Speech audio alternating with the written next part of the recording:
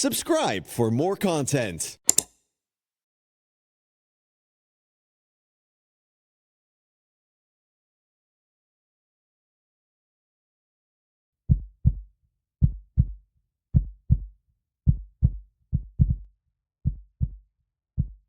राहुल, जब मैं कॉलेज में पढ़ा करता था तब हमारे हॉस्टल में एक लड़का रहा करता था जो अनाथ था और उसी का नाम था राहुल।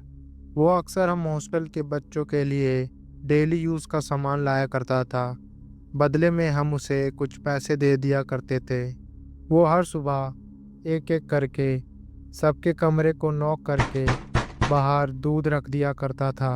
पर वो कब से उस हॉस्टल में था किसी को भी नहीं पता था कि तभी कुछ दिनों बाद यह खबर आती है कि राहुल की एक एक्सीडेंट में मौत हो गई।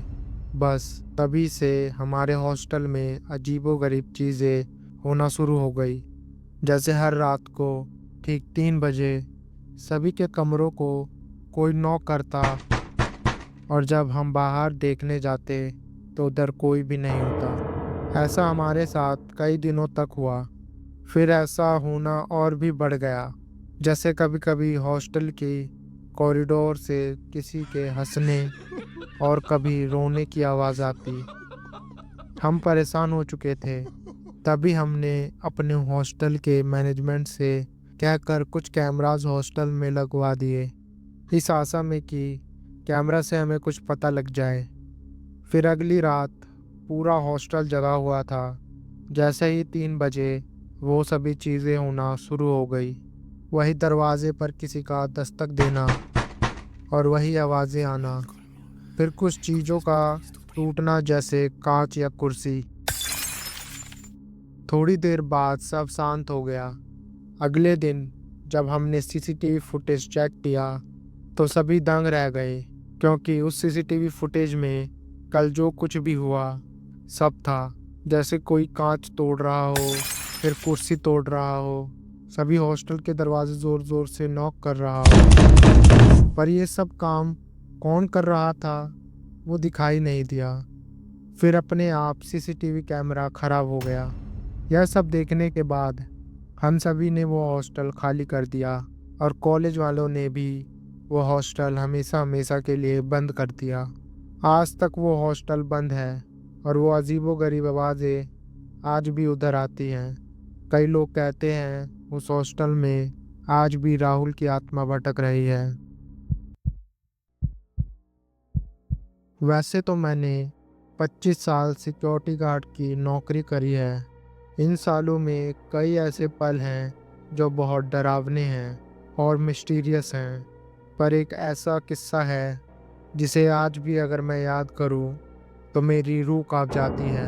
ये बात आज से ठीक 3 साल पहले की है। तब मेरी गार्ड की नौकरी ख़त्म होने में 6 महीने बाकी थे। मैं तब एक गर्ल्स हॉस्टल का सिक्योरिटी गार्ड था। वैसे तो वो गर्ल्स हॉस्टल बहुत पुराना था, पर दिखने में वो एकदम नया लगता था। पर एक हादसे ने यह सब बदल के रख दिया। वहाँ एक लड़की रहा करती थी जिसकी एज लगभग 25 साल रही होगी।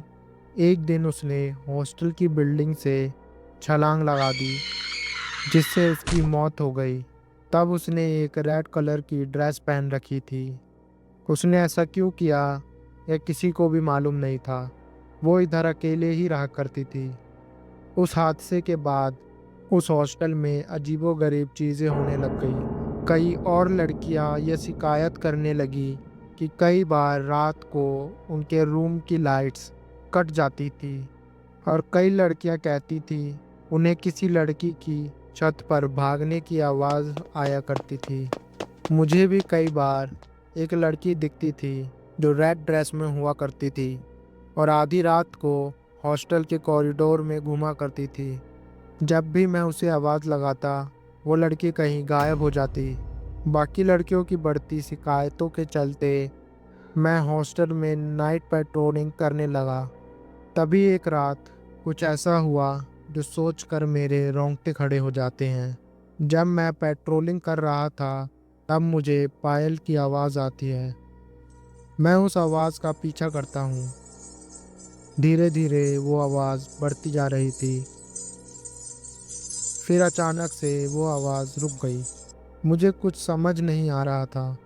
तभी हॉस्टल की लाइट चली जाती है। मैं अपना मोबाइल निकालता हूँ ताकि लाइट ऑन कर सकूँ, पर मेरा फ़ोन ऑन ही नहीं हो रहा था। पर वो पूर्णिमा की रात थी, जिसकी वजह से थोड़ी बहुत रोशनी थी। तभी कुछ दूरी पर मुझे वही रेड ड्रेस वाली लड़की दिखी। मैंने कहा, कौन है? उस लड़की का चेहरा अंधेरे की वजह से दिखाई नहीं दे रहा था। तब वो लड़की भागने लगी। मैं भी उसके पीछे भागने लगा। वो भागते भागते हॉस्टल के छत पर आ गई। मैं भी उसके पीछे हॉस्टल की छत पे आ गया था। तब वो पीछे मुड़ती है। मुझे उसका चेहरा दिखाई देता है। वो मुझे देखकर हंस रही थी और उसकी आंखें भी पूरी तरह से लाल थीं। इससे पहले मैं कुछ करता, उसने उस बिल्डिंग से छलांग लगा दी और किसी लड़की की चीख सुनाई दी, जिसे सुनकर उस हॉस्टल की सारी लड़कियां अपने कमरों से बाहर आ गई। जब मैंने बिल्डिंग से नीचे देखा, तब वहां किसी लड़की की कोई बॉडी नहीं थी। वो था क्या? क्या वो उसी लड़की की आत्मा थी जिसने रेड ड्रेस पहन रखी थी? तब से उस हॉस्टल को हमेशा हमेशा के लिए बंद कर दिया गया। Room number 53। यह हमारे हॉस्टल बिल्डिंग का एक रूम है जो कई सालों से बंद है।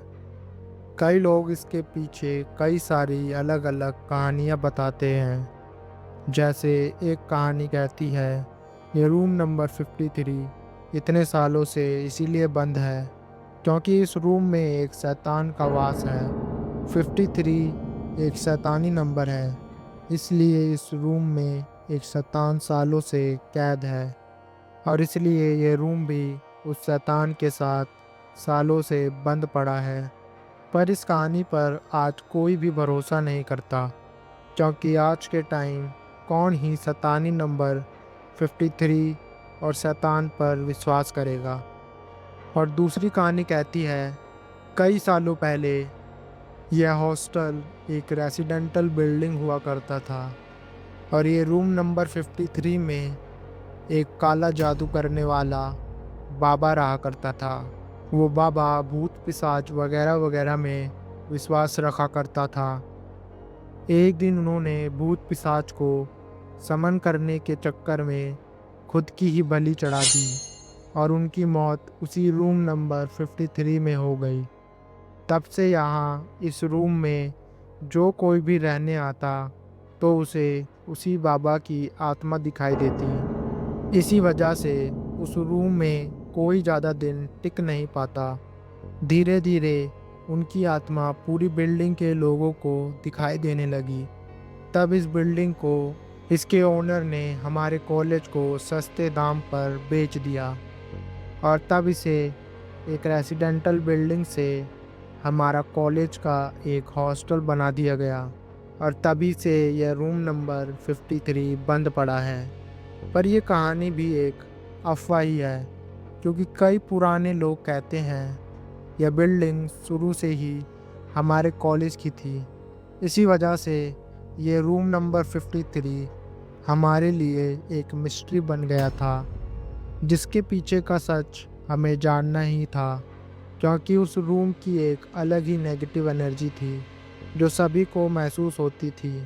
सच जानने के लिए मैंने और मेरे दोस्त ने अपना कमरा चेंज करवा के रूम नंबर 53 के ठीक बगल में रूम नंबर 54 में करवा लिया।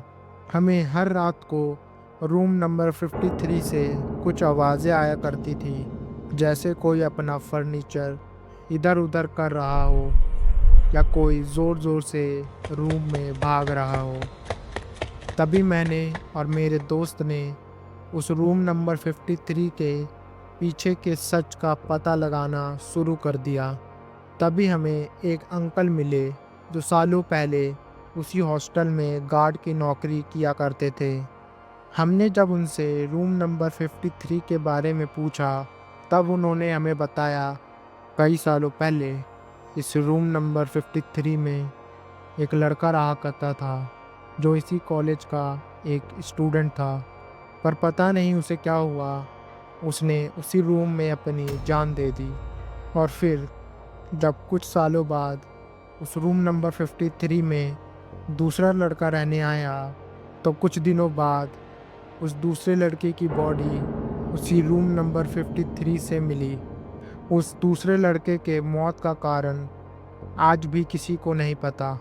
बस तभी से उस रूम नंबर 53 को हमेशा हमेशा के लिए बंद कर दिया गया।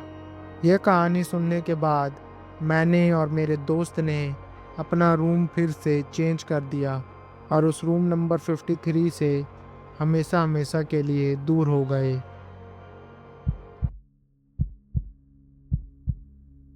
वैसे तो अक्सर हॉस्टल में डरावने किस्से ज़्यादातर हॉस्टल रूम से जुड़े होते हैं, पर मेरी ये कहानी हमारे हॉस्टल के कॉमन कॉरिडोर से जुड़ी हुई है।